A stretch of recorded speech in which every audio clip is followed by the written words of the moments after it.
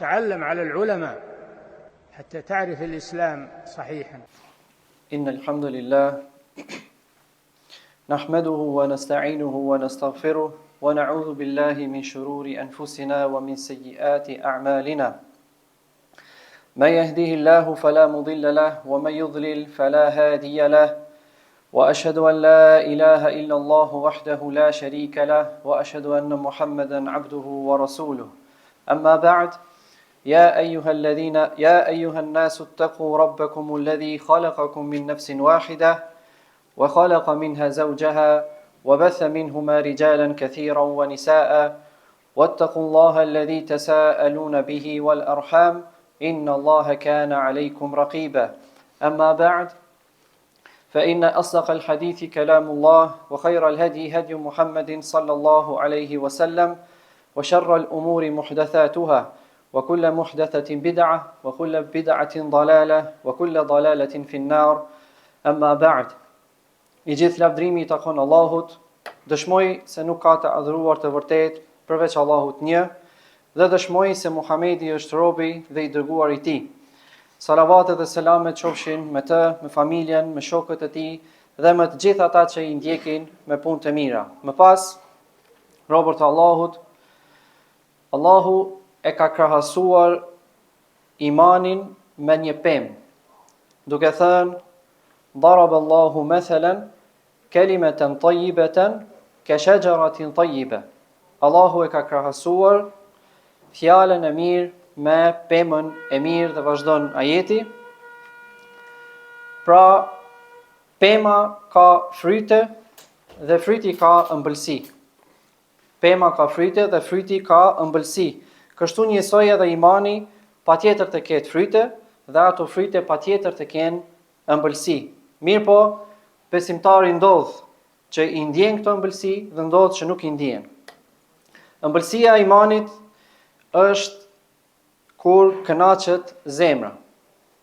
Ëmbëlsia e imanit është kënaqja ose kënaqësia e zemrës, lumturia e saj, gëzimi I saj dhe ushqimi I saj. Kjo është diçka e ndjeshme që besimtarët e ndjejnë në zemrat e tyre, kurse nga ajo privohen dhe pengohen gjunaqçarët, bidaxhint dhe mohuesit. Pra kuptimi I vërtet I ëmbëlsisë së imanit është kur njeriu e gjen kënaqësinë në bindjen ndaj Zotit, I duron vështirësitë dhe I jep përparësi kësaj ndaj dëshirave të dynjas. Po ashtu është dashuria e robit ndaj Allahut përmes bindjes ndaj Tij dhe mos kundërshtimit të Tij dhe të dërguarit të Tij sallallahu alaihi wasallam. Prej dhuntive më të mëdha ndaj robit është kur Allahu I bën atij të dashur imanin, I zbukuron atë në zemër, I jep të shijojë kënaqësinë e Tij, kështu gjymtyret e Tij I nënshtrohen punës me ligjet e Islamit dhe ja bën të urryer lloje të ndryshme të harameve, siç ka thënë: "Walakin Allah habbaba ilaykumul iman wa zayyanahu fi qulubikum." Por Allahu ju bëri të dashur imanin dhe ju zbukuroi atë në zemrat tuaja. Prej sebebeve më të mëdha për arritjen e kësaj ëmbëlsie është ajo që ka thënë profeti sallallahu alaihi wasallam: "Thalathun man kunna fihi wajada bihinna halawat al-iman, an yakuna Allahu wa rasuluhu ahabba ilayhi mimma siwahuma, wa an yuhibba al-mar'u la yuhibbuhu illa lillah, wa an yakraha an yarji'a an dini kama yakrahu an yuqdhafa fi an-nar." Tri gjëra kush I ka e shijon me to ëmbëlsinë e imanit. Që Allahu dhe I dërguari I Tij të jenë më të dashurit për të se çdo gjë tjetër. Që njeriu kur do dikë e do vetëm për hir të Allahut dhe të urrej ta braktis fenë e Tij, mua ashtu si urren të hidhet në zjarr. E ka transmetuar Buhariu dhe Muslimi. Pra ka përmendur bazën e imanit, e cila është dashuria për Allahun dhe të dërguarin e Tij. Dhe nuk duhet të mjaftohet vetëm me dashurinë për ta, por patjetër të jetë dashuria për Allahun përpara të gjitha dashurive. Pastaj ka përmendur një deg të kësaj dhe ajo është që të doj për hir të Allahut dhe të urrej për hir të Allahut. Pra i do profetët, i do sidikët, i do shahidët dhe njerëzit e mirë, për shkak se ata kanë vepruar me atë që Allahu e do dhe për shkak se Allahu i ka përzgjedhur midis krijesave të tij.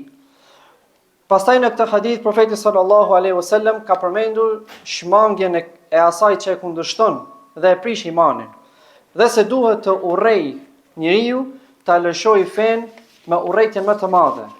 Madje me urrejtje më të madhe se urrejtja për të hedhur në zjarr. Në këtë hadith ka treguar gjithashtu se imani ka ëmbëlsi në zemër, të cilën nëse e ndjen robi, e çliron nga dashuritë e kësaj bote dhe nga dëshirat e shpirtit dhe i sjell atij jetë të bukur.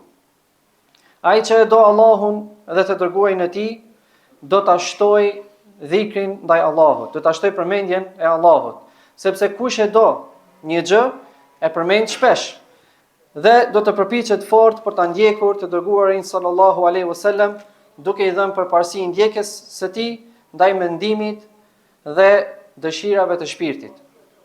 Kush e ka këtë cilësi, e ka shpirtin e qetë, e shijon ëmbëlsinë, e shijon kënaqësinë në adhurimeve, i hapet kraharori për ta pranuar Islamin, duke qenë kështu në dritën e Zotit të vet.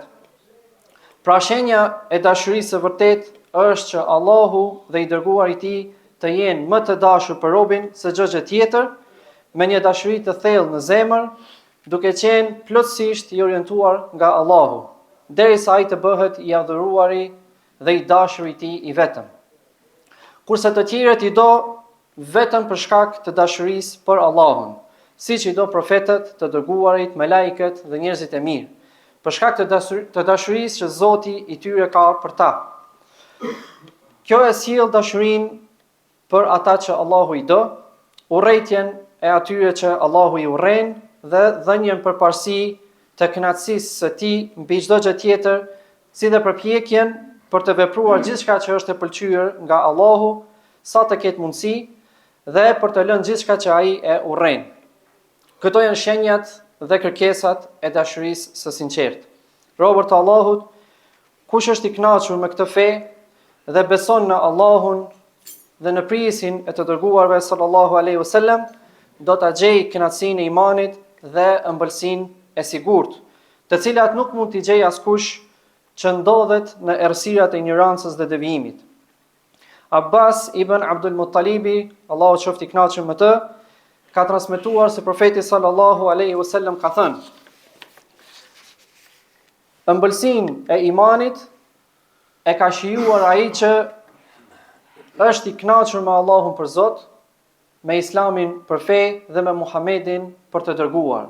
Ëmbëlsinë e imanit e ka shijuar ai që është i kënaqur me Allahun për Zot, me Islamin për fe dhe me Muhamedin për të dërguar, e ka transmetuar Muslimi. Sikur ta dinin ata që janë larguar nga feja dhe udhëzimi, se çfarë kënaqësie dhe ëmbëlsie ja kanë humbur vetes, do të dernin maksimumin e mundit të tyre për ta arritur dhe shijuar. Ibrahim ibn Edhem ka thënë: sikur ta dinin mbretërit dhe mbit e mbretërve se çfarë lumturie dhe kënaqësie ndjejnë, atëherë do të na luftonin me shpatat e tyre gjatë të gjithë ditëve të vitit, gjatë të gjithë ditëve të jetës, vetëm për të përjetuar kënaqësinë e jetesës dhe mundimet e pakta që kemi ne. Një tjetër ka thënë: ata janë miskinët e njerëzve të dynjas, njerëz të mirë të dynjas, pra për atë që kanë vdekur. Dolën nga ajo pa shijuar gjën më të shijshme që kishte. Ata pyetën: çfarë është ajo gjëja më e shijshme? Ata u përgjigjen, ose ai u përgjigj: dashuria për Allahun, njohja e tij dhe përmendja e tij. Dashuria për Allahun, njohja e tij dhe përmendja e tij. Një tjetër ka thënë: zemrës ndonjëherë vijnë disa çaste në të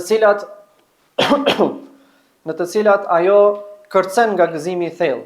Zemrës ndonjëherë në disa kohra i vijnë disa çaste në të cilat ajo kërcen nga gëzimi i thellë. Dhe një tjetër ka thënë: ka çaste që më kaplojnë sa them me vete Nëse banorët e xhenetit përjetojnë diçka të ngjashme me këtë, atëherë ata vërtet janë në një jetë të mirë. Pra, kjo është pikërisht jeta e mirë, jeta e lumtur, të cilën e arrin njerëzit që kanë iman. Siç ka thënë i gjithë mëshirshmi, men amila salihan min dhakarin aw untha wa huwa mu'min falanuhyiyannahu hayatan tayyibah wa lanajziyannahum ajrahum bi ahsani ma kanu ya'malun.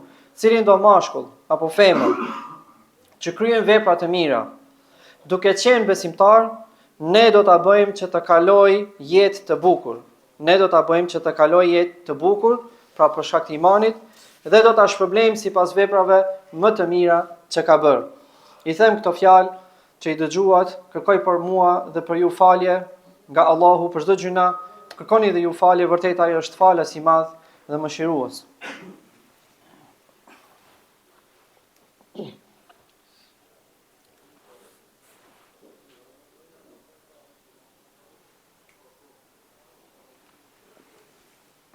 Alhamdulillah, wassalatu wassalamu ala rasulillah, amma ba'd. Robert Allahut, dëgjojini me mua se çfarë ka thënë imami Sheikhul Islam Ibn Taymija, i cili ka qenë i keq trajtuar dhe i torturuar gjatë jetës së tij nga pasuesit e së pavërtetës dhe të devijimit. Për shkak të thirrjes së tij në të vërtetën dhe për shkak të mbrojtjes së sunetit, derisa ndorroi jetë në burg, Allahu e mëshiroft. Nxënësi i tij, dietari i madh Ibn al-Qayyim, Allahu mëshiroft, thotë: e kam dëgjuar Sheikhul Islam Ibn Taymijen, Allahu e mëshiroft, Allahu ja ndrit dhe ja pastrof zemrën dhe ja pastrof shpirtin, qaddasallahu ruha, duke thënë: e kam dëgjuar Sheikhul Islam Ibn Taymijen, Allahu ja nderoft dhe ja pastroft shpirtin, duke thënë: në këtë botë ka një xhenet. Kush hyn në të, kush nuk hyn në të, nuk do të hyjë në xhenetin e ahiretit. Në këtë botë ka një xhenet që kush nuk hyn në të, nuk do të hyjë në xhenetin e ahiretit. Dhe më ka thënë një herë, çfarë mund të më bëjnë mua armiqtë e mi? Xheneti dhe kopshti im janë në gjoksin tim. Kudo që të shkoj, janë me mua dhe nuk më ndahen kurrë. Nëse më burgosin, burgosja ime është thjesht izolim nga njerëzit për të bërë adhurim. Nëse më vrasin, vrasja ime është shahidllëk. Nëse më përzën, përzënja ime nga vendlindja është udhtim për hir të Allahut. Thot Ibn Qayyimi, ai zakonisht thoshte, kur ishte në burg, në kështjell, edhe sikur të dhuroja sa gjithë ky objekt me ar, sikur të dhuroja sa gjithë ky objekt me ar, nuk do të barazohej me mirënjohjen që ndjej për këtë dhuratë të Allahut. Ose ka thënë, nuk mund t'ia shpërbleja atyre të mirën që ma kanë shkaktuar, pra duke referuar atyre që e kanë burgosur. Apo fjalë të ngjashme me këtë. Në burg, gjatë sejdës së tij, ai lutej shumë me fjalët e profetit sallallahu alaihi wasallam: Allahumma a'inni ala dhikrik wa shukrik wa husni ibadatik. O Allah, më ndihmo të të përmend, të të falenderoj dhe të ta adhuroj në mënyrën më të mirë. Një herë më tha, i burgosi i vërtet, pra i mbyllur i vërtet, është ai që ka zemrën të mbyllur ndaj Zotit të tij. Kurse i robruar ose sklav i vërtet është ai që është sklav i epshit të vet. Kur hyri për herë të parë në kështjellën e burgut dhe kaloi brenda mureve të saj, ai i vështroi dhe tha, e përmendi pra ajetin e Allahut: "Fadhuriba bainahum bisurin lahu bab, batinuhu fihi ar-rahma wa zahiruhu min qiblihi al-'adhab." Dhe ndërmjet tyre do të vendoset një mur me portë, një mur me derë. Brenda saj ka mëshirë, kurse jashtë saj ka dënim. Dhe Allahu e di më së miri, nuk kam parë kurrë ndokënd me jetë më të mirë se ai. Të thot Ibn Qayyimi, nuk kam parë kurrë ndokënd me jetë më të mirë se ai, pavarësisht se ishte me kushte të vështira, larg çdo rehatie apo mirëqenie, madje me të kundërtën të tyre, me burgosje, kërcënime dhe lodhje të mëdha. E megjithatë, Ai ishte nga njerëzit me jetën më të këndshme, me kraharorin më të hapur, me zemrën më të fortë dhe me shpirtin më të gëzuar. Drita e lumturisë shkëlqente në fytyrën e tij.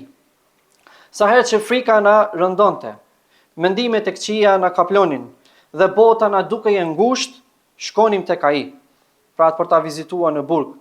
Mjaftonte ta shihnim dhe të dëgjonim fjalët e tij, e gjithë ajo ngushtësi na largohej dhe zemrat na mbusheshin me qetësi, me forcë, me bindje dhe siguri. I lavdruar i patëmeta është ai, pra Allahu, i lavdruar i patëmeta është ai që u tregoi robërve të tij xhenetin përpara se ta takonin atë, dhe u hapi atyre dyert e tij që në këtë botë të punës, dhe u dha nga freskia, aroma dhe kënaqësia e tij aq shumë sa që u flijuan me të gjitha forcat për ta kërkuar dhe për të garuar drejt tij. Përfundojnë fjalët e Ibn Qayyimit, Allahu e mëshiroft. Robërt e Allahut, këshill për ata që janë nga njerëzit e istiqamës, njerëzit e qëndrueshëm në fe, njerëzit cilët e kanë qenë të udhëzuar dhe që kanë shijuar këtë ëmbëlsi, si mund ta braktisni atë dhe të shkoni me ata që janë të devijuar në gjunahet e tyre? Si mund të kënaqeni me këtë botë dhe ta lëshoni ahiretin? Si mund ta braktisni kënaqësinë e dijes dhe kërkimit të saj dhe të qëndroni në tubime të përgojimeve, të ignorancës dhe të kotësisë? Kthehu te Zoti yt dhe bëj një bilanc dhe një llogari vetes sate para se të pendohesh për humbjen e dhuntive të Allahut që t'i ka dhënë, që të ka udhëzuar në rrugën e drejtë. O Allah, na forco besimin dhe na bëj të qëndrueshëm në rrugën e drejtë. Ya muqallibal qulub, thabbit qulubana ala dinik. Rabbana atina fid dunya hasana wa fil akhirati hasana wa qina adhaban nar. Wa sallallahu wa sallama ala nabiyyina Muhammad wa ala alihi wa sahbihi ajma'in.